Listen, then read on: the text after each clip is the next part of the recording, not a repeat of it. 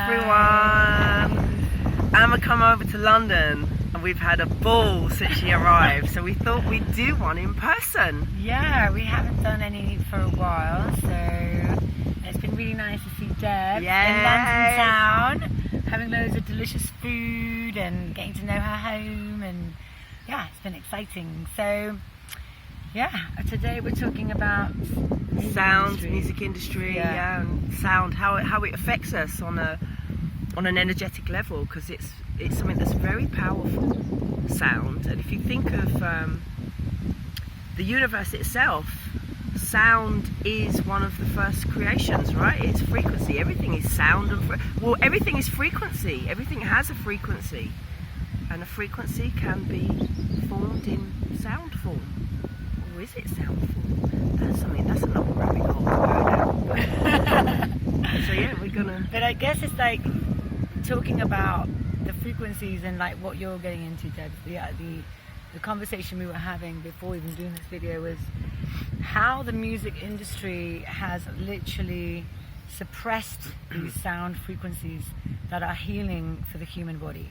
Yeah, definitely right. And how these healing frequencies are now very needed to heal the damage that is on the planet. Like, you know, our bodies are damaged from the system that we lived in and the belief systems that we have, you know, how we've been suppressed in every way in all sorts of different forms within this system, within this matrix that we live in. But music is super essential, because even from when we were younger, I remember listening to Madonna and listening to like artists that I thought were absolutely amazing, and they wake me up to certain things. They did help me at that time, but then when you look at it and you understand how the music system is actually built and who's behind the like famous artists, it's actually mind-blowing, isn't it? How, you know, we're still listening to the mainstream radio stations and our children are listening to these sounds, and they are dark sounds, you know. They affect you in a very opposite way to how the healing frequencies would affect you. Yeah. It's like they know that you know, these sounds are not good for our ears. Yeah. Well, there's subliminal messages, isn't there, within the sounds and the music that we are listening to. I feel personally, particularly today with like digital music, it really does. I think I mentioned this in the last the dance scene video that we done, which was the last video. It really does vex the soul. It really vexes us, because our ears are designed to hear a whole broad spectrum of frequencies, and digital music squashes that and compresses that, and it's not expansive. And when you think of anything that is 5D, as we're calling it now, or anything that is spiritual, anything that is of growth, is of the universe, universal source energy, it is expansive. It doesn't construct itself in this small, compact little squashy. You know, I literally feel like that when I put the radio on in my car. Like if I haven't brought my speaker, or I forget my you know, whatever, I can't connect to my Bluetooth or whatever, it does actually make me cringe. You know, some of the sounds, it's like, whoa, I can't actually take it. I have to switch it off, because it's just, it actually hurts me. Yeah, it annoys me. It annoys me, and it does. Yeah, it gets you quite anxious and vexed. When I think of what the youth are listening to here in London, right? So there is grime music, there's drill music, which is all drill is in particular about sort of postcode wars and whatever. But the sound, the actual sound, the lyrics they're speaking is not divine, for a start. If you're talking about taking another human being off the planet because of a postcode that you don't even own yourself, is ridiculous. And it's the actual quality of the sound, the way the music is constructed, is not divine.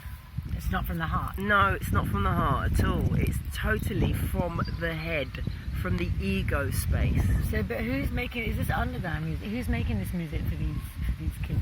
Well, I mean, they're doing it themselves, but it's kind of like they're developing the music. But they come from that dark space, from listening to these mainstream tunes and then going into and living in that 3D density as well with, you know, this kind of life, I guess. Kind of they've been brought up in that they haven't actually had an opportunity to feel or resonate with sound from the heart.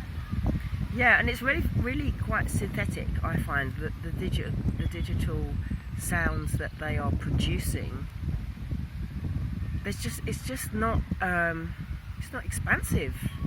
I mean, look, I've just picked up on just 2 genres of music, and I guess I picked up on the 2 genres of music because it is the youth of today, right? This is what the youth are listening to. So I can in London, and I can understand why they're so angry. Because if you're listening to that, it makes me angry. But I'm educated enough to turn it off because I am aware of the power of music. I am aware of the power of sound. I am aware of the power of frequency and how it can change your whole mood. Music is a gift that humans have been utilizing and using since we've been here. Yeah, whether it was just the simple drum. Right? Like, if you think of just the drum, right? In slavery, it was a communication tool. So that's why the slave master banned the drum. Because it was a communication tool. But also, if you think about the drum, if you've ever been to a drumming session, you ever done a drumming session, it's really empowering. Yeah, just around the fire and like conscious festivals. Yeah, like it has a real beat to it. And it's kind of, it's our tribal element. So if you've got that in a kind of fake version of that, people have the feeling that, you know, we're just doing it our way, but actually the ways that are being utilized now are dark.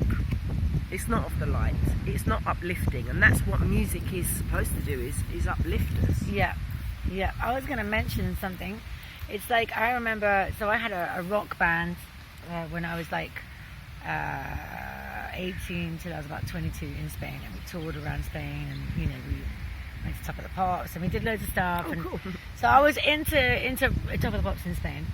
So I was into rock, but after a while I came out of rock, but it was just because my perception on sound had changed, like, because I always loved dance music.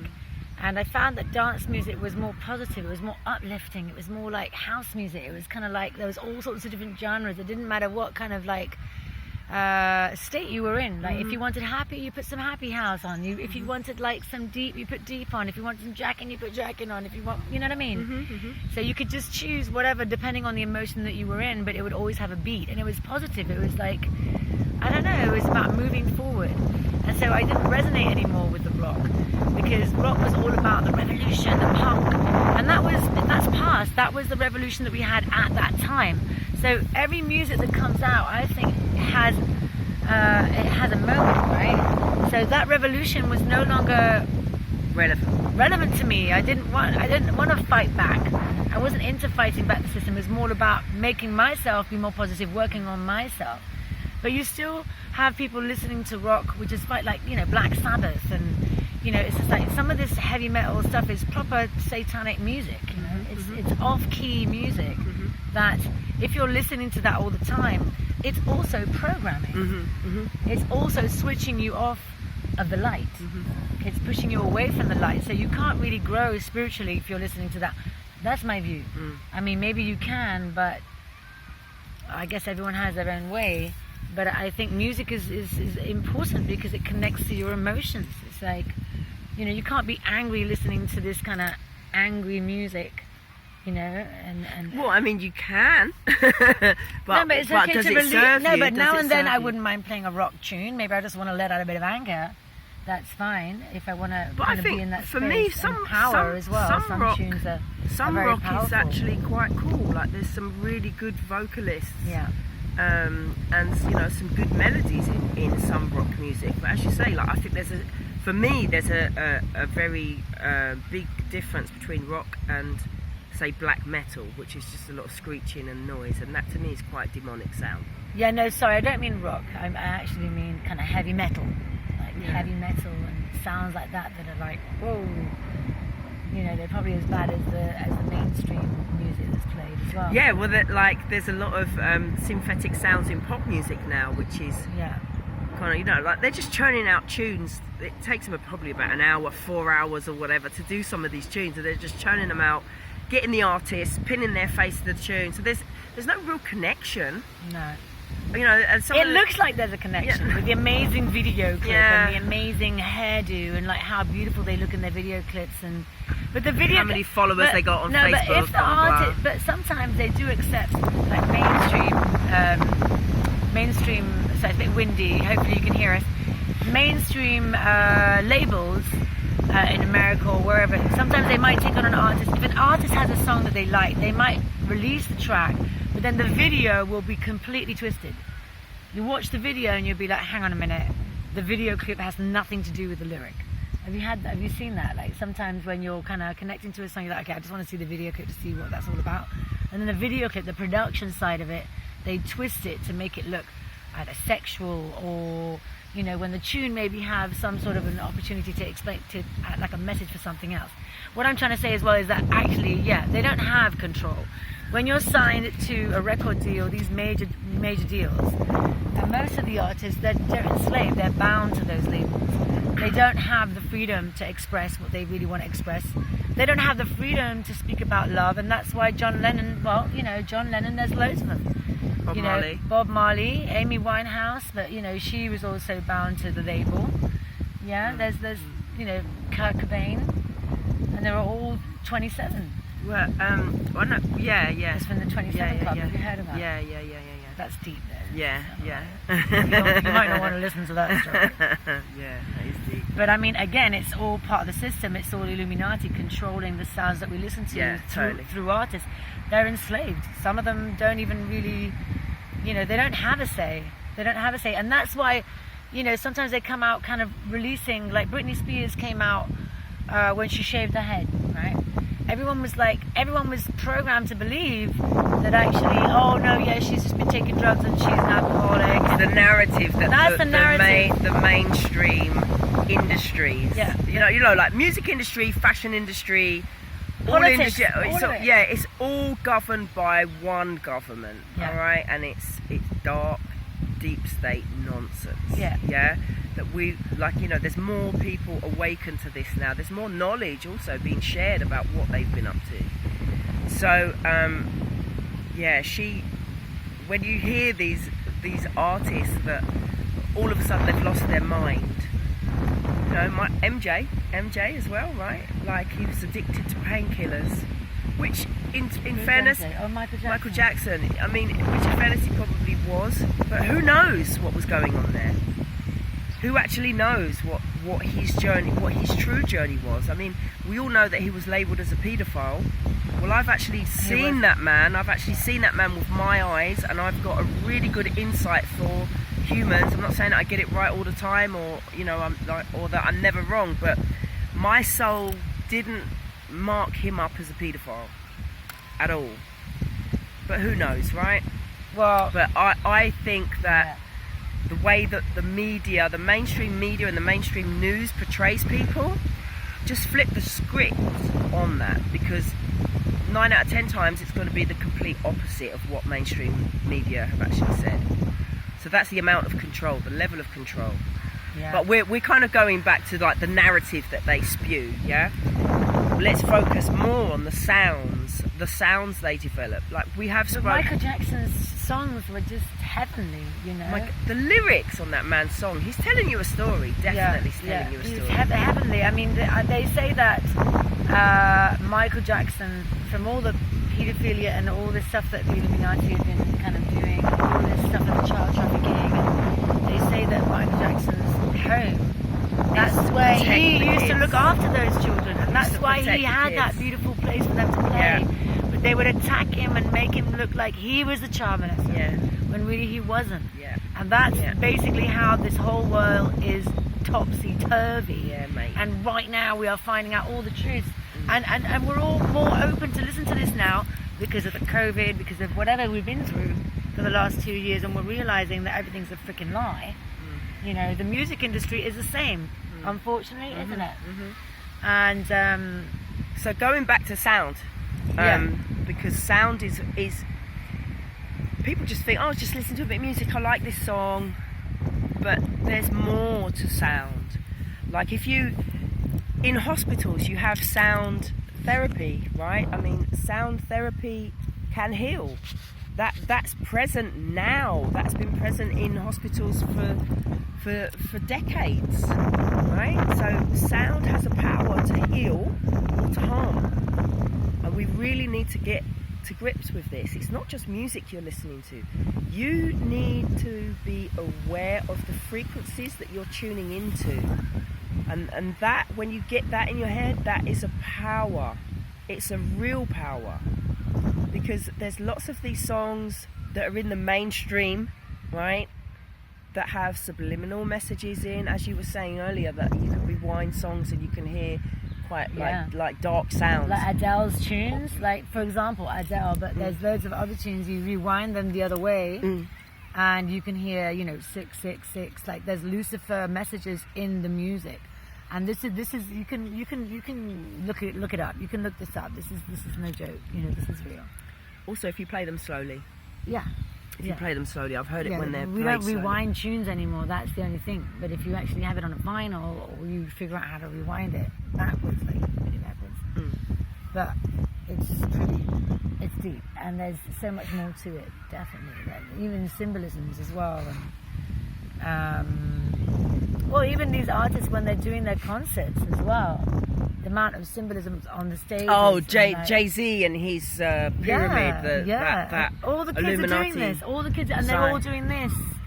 This is the 666, isn't it? Oh, 3 right, sixes. right. Yeah. And then metal, you've got that, which is the representative of the devil, isn't it? Yeah, that's the whole. I don't think a lot of people know that. No, I mean, I was doing that when I was younger. Like none of us knew. I mean, we didn't realise this, but and all this activates in some way. It gives more to that energy. So when kids are doing that, you feel that you think it's nothing, but it isn't. It's kind of giving back to that dark energy. Yeah, and honouring it. And you don't even know that you're honouring it. You're kind of like, you're doing it with free will, but you've been coerced into doing it because they hide the knowledge. Yeah. They hide the knowledge. They hide the knowledge from you, but they give you the knowledge indirectly because they have to follow universal law. Let's not forget, they're very on what universal law actually is. They have to show you something before, they do tell you what's going on. Yeah. They do tell you, and they are quite blatant with it. I'll get my finger out of the way. It's good. Oh, hello. But yeah, what we're talking about, it is. They have to show you first, to then for you, because if not, universal law. What you were saying. They have to share the knowledge. They have to give us the knowledge, but it's not plain and simple. It's not honest. It's not honest, as in, okay, we're going to do a video and we're going to talk about sound and frequency, and then we're going to sort of put some sound and frequency in this that's going to make you, I don't know, sleepy or whatever, but we're not telling you that. But then, in the description we'll say, oh, this will be quite a relaxing video. That's probably a really bad example, but they do have to tell you, but it's not as direct as honesty, right? It's not like black and white. So you know exactly what you're getting into. And we've all fallen prey to that one way or another by listening to various sounds. And I also, like, for example, now with the concerts and stuff like that they're doing, and like these artists, when you go to these concerts as well, like, obviously maybe not now because the rules have changed, but again, it was all part of like, no, you've got to have done this, you've got to do this to go to this concert, you've got to do... Oh, you mean with the COVID, like how to get into the music concerts even and venues. Even to see artists, I definitely think that the music industry is going to change, and I think that the whole mainstream radio is going to be falling soon, or it's going to shift. It's going to have to change in a way where hopefully we can listen to more sounds that are more healing, you know, because that's the future, really. It's about having more sounds that are healing, and those of us who are free to be able to do whatever music we like, then it's a great opportunity to investigate into this. Because like I go onto YouTube and sometimes I might just listen to the healing, you know, what is it, 432 hertz. You can manifest, you can listen to a frequency that helps you manifest in your life. You can, there's like God frequencies as well, isn't there? Angelic frequencies. Yeah, there's all sorts. And you just need to go, if you go to sleep with these frequencies, it just kind of, I don't know, it just, when you listen to the heart frequency, it opens your heart, doesn't it? I put the heart frequency behind some tunes that I've had in my dances, and it makes such a difference. And because it's just a frequency, it doesn't really annoy the track, you know, it doesn't sound bad, and it just lifts it. But well, we spoke briefly, haven't we, on how the Nazi commander changed how we make music. So if you listen to classical music, if you listen to Bob Marley music, if you listen to John Lennon music, they made their music in 432. And a lot of people were making their music in 432 because it wasn't digital, it was analog. So we was tuning stuff with our inner beat, with our inner drum, which is our heart, right? So we naturally resonated to 432, but it was the Nazi commander that changed it by 8 hertz to 440, which is mind control. It's dimming the pineal gland. Yeah, it's stifling it. It's not expansive. 432 is expansive. You can journey with that music. Yeah, so like when you're listening to, I don't know, old Walt Disney. I know Walt Disney is a really sort of a swear word at the moment, but old Walt Disney cartoons. Why are you looking at me like that? No, I was just remembering. There's a Walt Disney movie that it was all musical. Do you remember? It was Fantasia. That movie. It freaked me out when I watched it when I was younger. Yeah, the sounds were like, it was very scary. It was scary, maybe. But that in itself maybe. as well. But some of them, like, I can't think of any at the moment. Yeah, maybe, but there were some that were really beautiful. The music, and you used to fall asleep to them. I used to fall asleep to them. I used to find them really soothing. Yeah, not Fantasia. No, that was a bit manic. But so would you say like the classical music and so on, that was also affected, wasn't it? Because that was after. Yeah, well, the acoustics, Nazi wars, the acoustics in the festival halls and stuff like that were changed to 440. Right. So even classical music doesn't quite get there. It doesn't quite expand you. I mean, I do like listening to classical music when I'm driving sometimes. As long as it's not too crazy. It's like most music really and sounds it is does 440. take me to the fifth dimension in a sense, like it takes me to the peace. You know, but again, it's still classical not music is powerful. It's very powerful, but it's all about the frequency that music is created in. So if there's producers out there, you can adjust your, your Pro Logic or your Ableton, whatever platform that you're choosing to create your music in, you can adjust the frequency to 432, which I recommend. Our common friend, Dave, at that 432 party, he was one of the guys that was creating music. He produced his music in 432 on that night, and there was only another person that done it on that night because the DJs really couldn't grasp. Well, they wasn't producing their own music, so it was a bit difficult for them to do it. But they both said it really does make a difference. There is definitely something in it. There wasn't quite. Dave was more understanding, but the other guy was kind of like, yeah, there's definitely something in it. I'm not quite sure what it is, but it definitely is different. So, start changing the frequency of your sound because it's us that's going to make this change. It's not. We can't wait for the industry to drop because it's not going to drop. They want to control us. Yeah, and also it's like it's changing the way we look at music. You know, because we've always looked at music, you know, being musicians or artists, you know, vocalists or, you know, young kids trying to make it. We've always looked at it like, I want to achieve that because, you know, I want to become big in that, or I want to be the best in that, or I want to make sure that my tune goes on the radio, or I want to make sure that, I think it's about also letting go of that and actually finding your sound first, finding what resonates in your Connecting with heart, the music, what makes you finding what passionate. resonates in your heart first, and then start creating. And for that, you need to go back to your base. You need to be doing your grounding. You need to be feeling happy and joyful in your life first, to then find out what creatively is calling you, so that then you can, put that out to the world. And I think that's a whole process. That also what we were mentioning before. So when you're signed to a label, like labels do, when you sign up to a major label or whatever like that, you have to write the songs, they produce the album, and then these guys have to play these tunes for 2 years in a row. And if they want to channel some sort of new song or new creation, you can't just perform it in front of a stage the next day because you want to.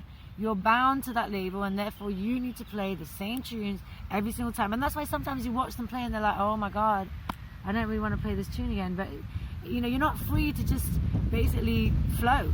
And that's one of the reasons why a lot of independent artists actually prefer not to be signed up to a label. That's like me, myself. Well, yeah, I think, so, your intention is different, isn't it? Your intention isn't to be kind of known by the world. I want to be famous. If you've got that attitude as a creator of music, as a vocalist, I think you've kind of sold your soul right there. Yeah. In that moment, your intention, you've just sold your soul.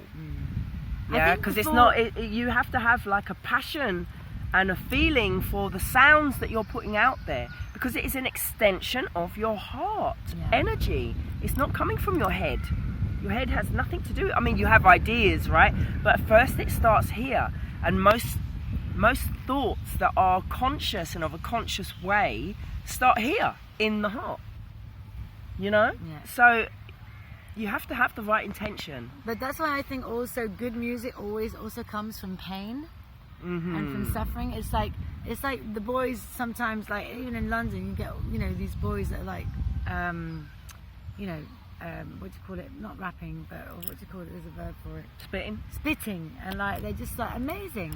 It's all coming. It's just flowing, and like all these words and lyrics, and it all comes from life experience, and it comes from, and I mean, there's a lot of that. See, now. That's the positive side of the drill and the grime, right? That's the positive side, is that they get to express themselves. Yeah, definitely.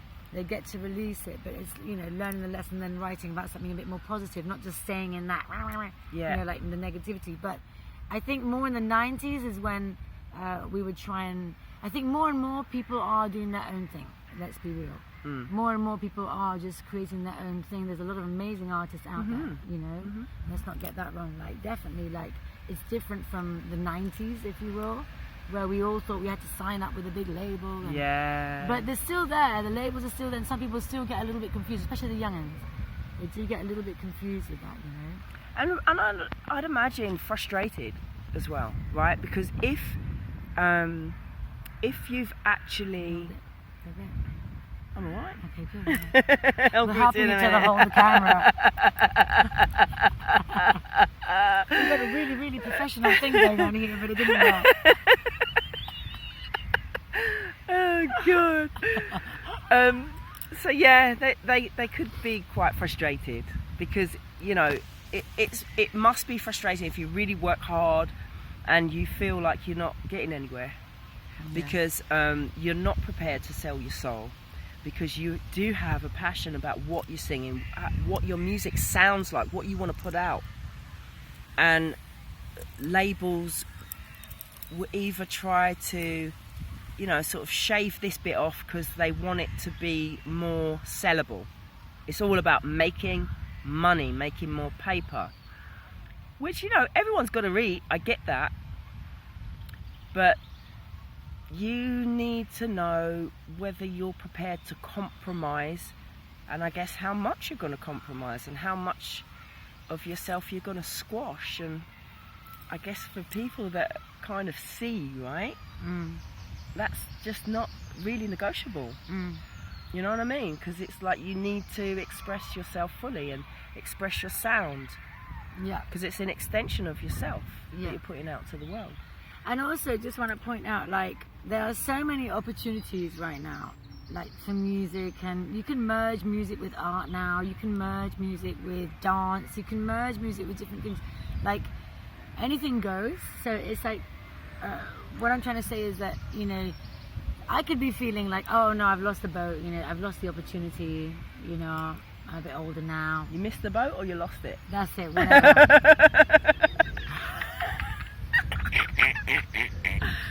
Half Spanish.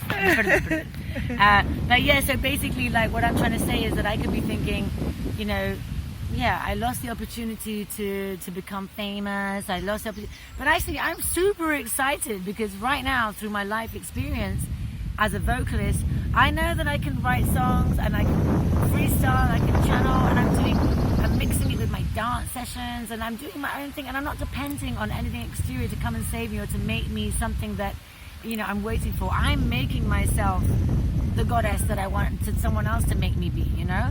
Do you know what I mean? Yeah. We don't have to wait for you know, it's in you.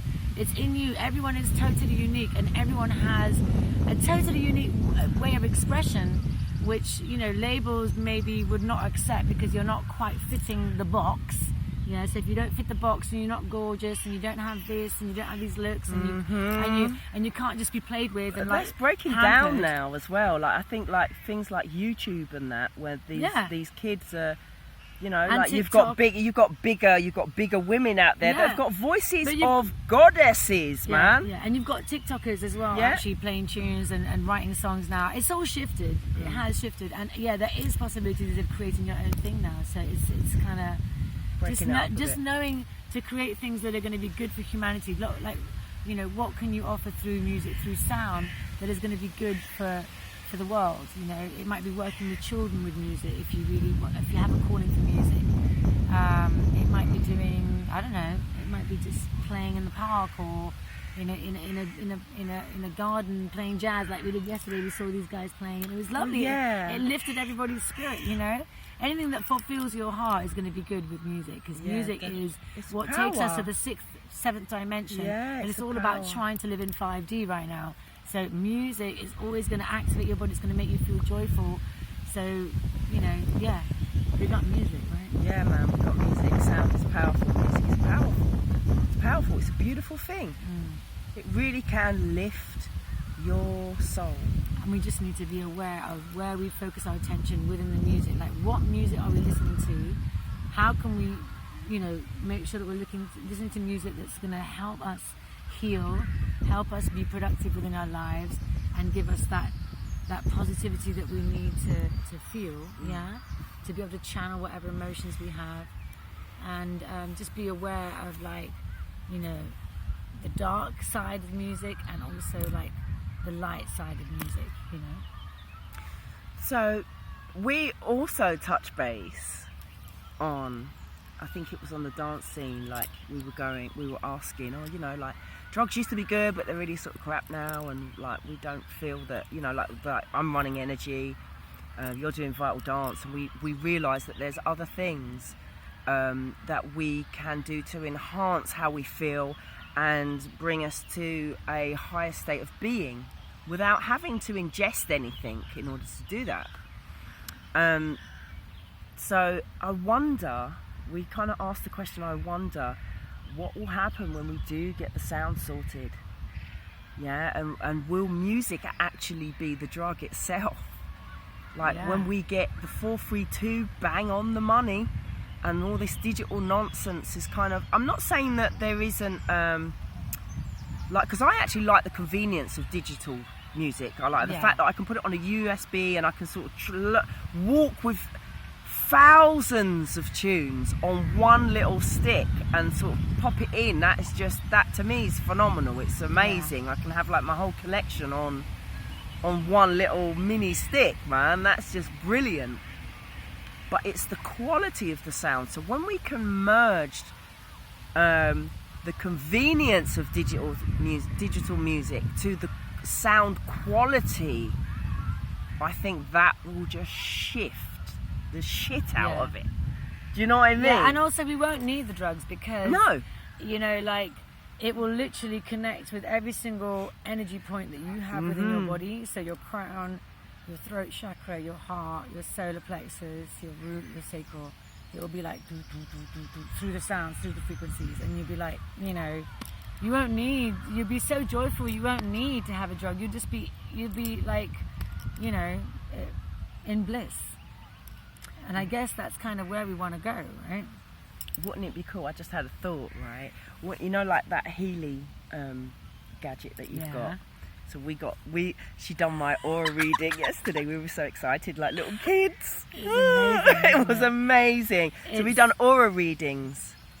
So wouldn't it be cool, right? If you come to a club and you got an aura reading, then you listen to some music, and then you got an aura reading on the way out, and see what the difference would be. Yeah, that would be like, wow. It aligns you. Music aligns you when it's the right music. Yeah. That's the thing. I mean, listen, it's going to be, I can't even imagine what the world's going to look like in 10 years, but it's definitely going to be very different, and it's going to be amazing. Yeah, man. It's going to be amazing because we're going to be free from this system, this Babylon takeover that's been on this planet for so long. Yeah, just try to keep us like in this... We're so much more than what we've restricted, you know, vibe, and we're not restricted beings. We're expansive, you know, and we're just gonna be expanding even more, man. Yeah, 5D's where I wanna be, baby. Yeah, man. It's been gonna be amazing. It's been nice. The chat's been nice. Yeah, man. In the park, you know, London town, having it. You know what I mean? Yeah. So guys, make sure you listen to quality music and get creative with some crazy frequency sounds, and send them over if you are a producer, because yeah, man, share. I'd love to hear your inspirations. Okay, guys, listen. So if you haven't liked, shared, and subscribed, please do so, because we do value it. And also, tell us what you think. What are your thoughts on sound? What are your thoughts on frequency and the music industry? It would be great to hear what you think. You know, it's always good to get feedback. Yeah. We've also got Bella Motion. Do you want to tell about? Yeah, we've got Telegram. We've got a Telegram group where we share like a lot of truths and intel that's coming out right now, politically, globally, musically. Also chats about nutrition. We put our chats on there as well, and you can reach out to the community. So if you visit us at Bella Emotions on Telegram, and that's it. And then we've got our own YouTube channels, Amazee Music and Debbie Giles. So yeah, guys, lots of love and happy week. Peace out. Bye.